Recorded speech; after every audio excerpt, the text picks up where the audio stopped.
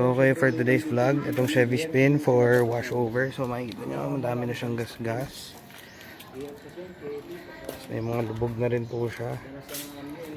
Ayan, mga gas-gas. May tama na rin po siya dyan. Punit rin itong bumper. Ayan, punit. Ayan, gas-gas. Puro gas-gas usually. Paikot yung gas-gas niya. Ito. Ilan na kasi itasan nun dito. Bale, pinaprep na po natin yung natin na video. Ngayon po tayo nakababa. Pero after po niyan, liliyain po natin yan mga yan. Maninipis lang po yan, hindi tayo nagtatambak na masilya. Tsaka iba po yung masilya natin, upgraded version po yan. Kung makikita nyo sagad po yan, liyan natin. Pero sasagurin pa po natin yung mga yan. Tapos ito, may tama pa dyan. Nakalas na rin na po natin yung mga tail light, tapos yung mga nandito sa salamin, yung mga ilaw, cheek light. So ayan, kinakalas talaga natin yan. Hindi tayo katulad ng ibang shop na ginajaryuan nila. Ginajaryuan lang nila yung mga tail light, diba? Para yung mga singit-singit, nabubugahan natin. So yung mga nasa ilalim niya na nabubugahan. So ayan, napasok na po natin dito sa oven. So mapapansin nyo, again, ulitin natin, kalas-kalas po yan.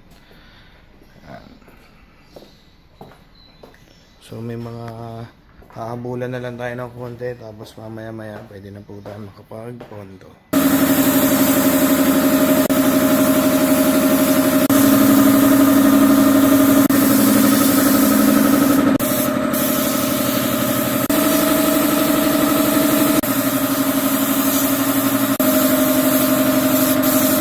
Okay guys, bale top coat naman po to.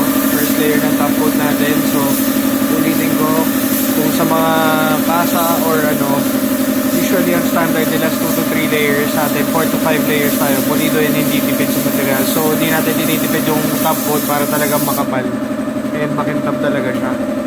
So yan, first layer pa rin po yan guys. First layer ng top coat natin yan. After nyan, curing time natin. So may timer po tayo, ilang minutes po yan bago natin patungan ng second layer po yan. So guys, yan, second layer na po to.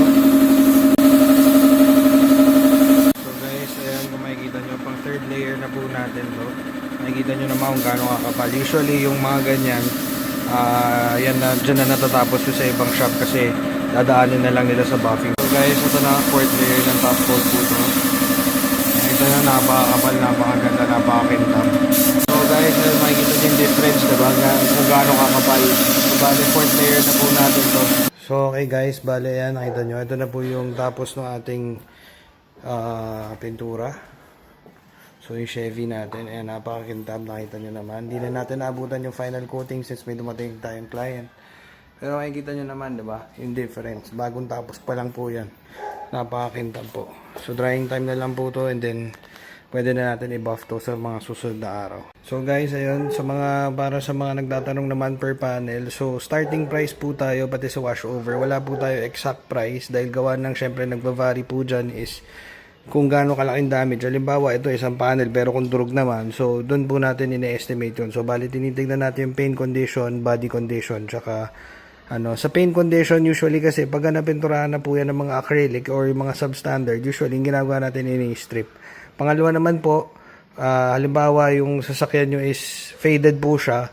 So, highly recommended po sa mga faded po, like for example, yung hood or yung roof. Usually, ang pinakamaganda po talaga dyan is kung po natin yan, stripin po natin kasi yung ilalim niyan mahina na po. Pwede naman po pinturahan pero syempre hindi siya ganun katibay since pumatong lang po tayo. So, the best po is stripin po natin. So, maganda kung magpapa-estimate kayo, dalhin nyo dito or tumawag rin kayo sa number ko. Meron naman po tayong number. Pero yun nga, mas maganda kung dadalhin nyo po dito sa shop. Starting price po natin for washover is 35,000. Pero ano po yun, depende sa laki ng kotse. Pag pang mga hatchback po yun, depende rin sa kulay. Kung mga pula, pearl, metallic. Tapos yung mga candy tone yan, pearl white yan. Medyo mataas po yung presyo nun. So additional lang po tayo ng konti. Tapos for per panel naman natin, starting price natin, ganun pa rin po, 3,500. Pero yun, depende nga po sa kulay. Kung mga pula, pearl, metallic, candy tone, ayan, yung mga may pula, ayan, mga brown, orange. Medyo mataas po kasi yung pula, so halos pareha sila ng pearl white. So usually, lead time natin 3 to 4 weeks. Ano po yan? Tamang proseso, no shortcuts. Tamang curing time lang. Hindi tayo pwedeng magmadali dahil gawa ng syempre may tamang curing time po yan. So huwag kayo maniniwala sa mga one day wash over, wala pong ganun. Ayan, napakaganda ho. Okay guys, ito naman yung bumper ng Chevy natin. So makikita nyo, ayan, niluto talaga natin yan. Tapos ginamitan natin ng ano. So hindi natin siya yung literal tinatahi. Tapos niluluto po natin yan. So guys, ayan yung bumper. Alas po yan.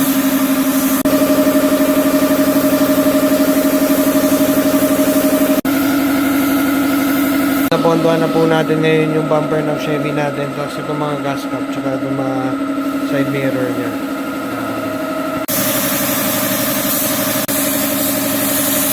So guys, ayan, nililihan na po natin yung Chevy. So bale yan, preparation po yan para sa pag-buff. So makikita nyo, ayan, ganyan siya ka-glossy. Tapos pag nilihan nyo, para siya nagmamat. Pero pag binuff nyo yan, magiging makintab po yan. So parang ganyan po siya. So ito yung before niya. Pero nakita nyo, ayan yung bagong buga natin. Pero makintab pa rin, wala pang buffing, tsaka wala pang liha yan. Mas lalo na yan pag naliha po natin and na-buff natin. So abangan nyo guys. So okay guys, first step buffing po tayo. So ito yung bagong liha. Tapos ito naman yung first step buffing natin.